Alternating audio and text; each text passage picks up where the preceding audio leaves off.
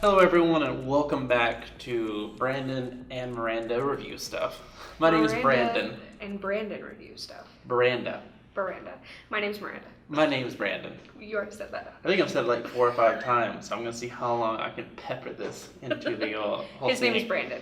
But if you're tuning in for the first time, me and Miranda are big fans of Christian music, and we review Christian music. There you go. And that's the our description. Video. This week we are reviewing Sing Along 4. It's a live worship album by Phil Wickham. Miranda, can you maybe explain to the audience as well as me, what is this Sing Along album, and there's 4 of them. What are they all just the same? Are they different? Okay, so I am your resident Phil Wickham buff because I really love him.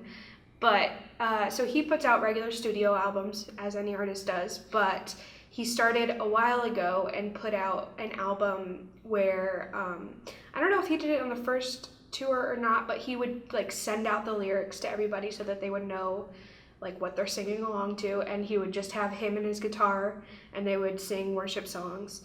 It was awesome, and then I don't think any of them have had a theme, but I know that the second one was mostly Calvary Chapel songs, because he grew up at a Calvary Chapel church. But this one is definitely more spontaneous than the other ones, like worshipful, I guess you would say, and it's the latest one, and it just came out in May. So now, when you say he's sent them out, is he going like on Facebook and saying, "Hey guys, here's a set list," or when you like get your physical ticket, does he have like a booklet of the songs? He does not have a booklet, but I do know. I think he said he like emailed them out to everybody who bought a ticket, at least for the second sing-along album. And then for this one, it's actually a visual album, which I'm starting to love because Hillsong just did that for the last album, and I mean he has the lyrics up there.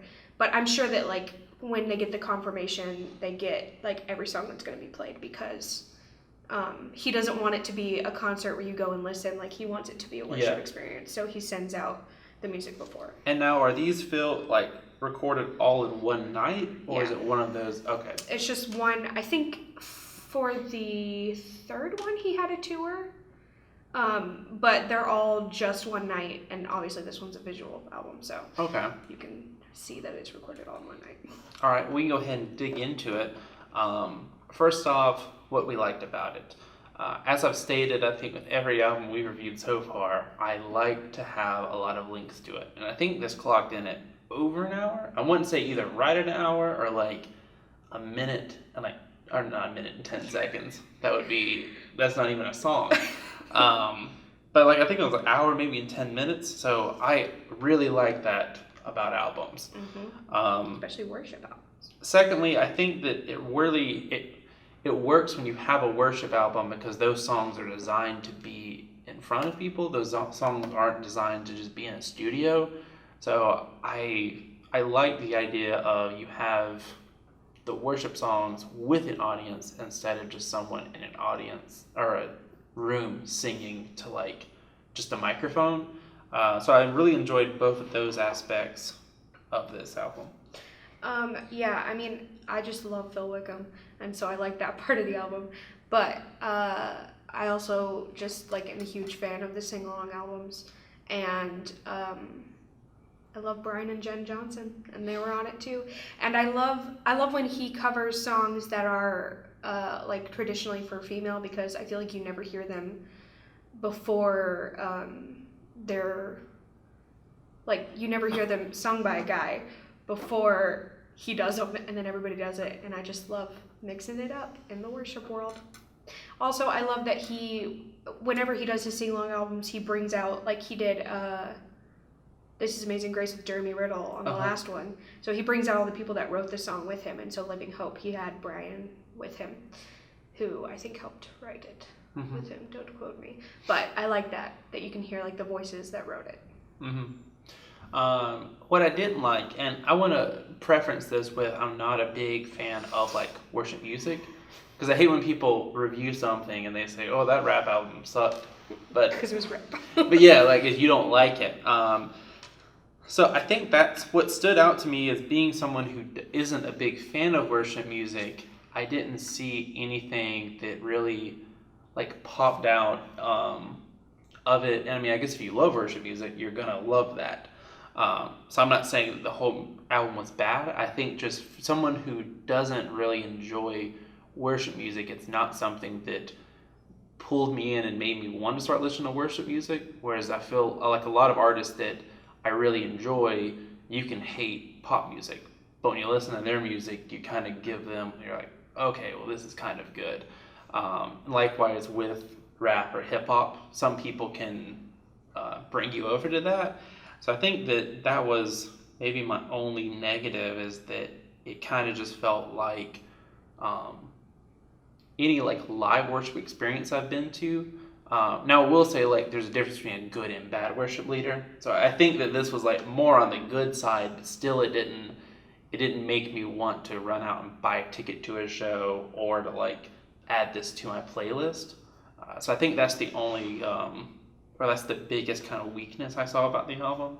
I will say, being a fan of Sing Along and then going to see him live is just not the same thing. So unless you're going to a Sing Along concert, I wouldn't recommend seeing him live, but that's besides the story. Are you saying the album's better or the concert's better? The album is way better. And like, unless you're going to a concert that is specifically Sing Along concert, he's I mean, it's not like, I don't know. We're reviewing concerts now. I'm just saying, I love him, but Sing Along is like the best. And so anything else you'll probably be disappointed. But anyway, so what I did not think that they did well on the album, which is hard because everything Phil Wickham does is perfect. But I don't know, I just feel like I love Bethel's spontaneous songs. Like, I was just re-listening to Have It All, which is my jam. And they have like spontaneous songs that are like, they're not full songs, but like they have like clear lyrics and stuff. And this one was just like people worshiping, which is like lit, like woo, worship. But also it doesn't make for much of a song. And so like the 10,000 Reasons, where they were just like worshiping, which is like, yay. And it was cool for the visual album, but it didn't seem like it should be necessarily a full track. I went back and forth thinking, they didn't sing the whole songs. I'm thinking, well, this is cool because it's different, but it's also, I got excited thinking, oh yeah, I like that song. Yeah. My favorite song off the whole album was "Till I Found You," and it actually was it was a like toss up between Anthem and Great Are You Lord. But with Anthem, I enjoyed like the first like, I think, minute and a half, and then I was until like, they started singing Great Are You Lord. Yeah, I was like, I like this Anthem thing. But I think just Till I Found You was there, which I think that's pretty cool when you have an album and you toss them up, versus, because there's some albums I've listened to and you're like, well, this is the best song, and all the other ones, they're not good. Yeah. Also, picking a favorite track is a hard thing for me because I love them all. I feel like Tethered is a lot like Thirst off of Sing Along 3, if any of you know that. And I love Thirst and I love Tethered. I think it's just T starting songs. But I don't know, it was just really like the whole like worship experience of the song and like the lyrics I really enjoyed. But I also really like the song Tremble, and I like that he covered it. And then What a Beautiful Name at the end. And then Jen Johnson. So those are my favorites. Alright, so final thoughts on the album.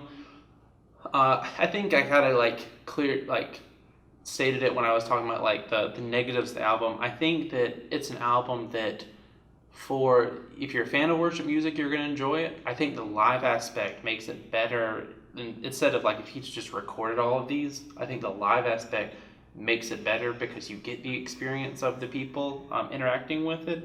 But I don't think that it's strong enough to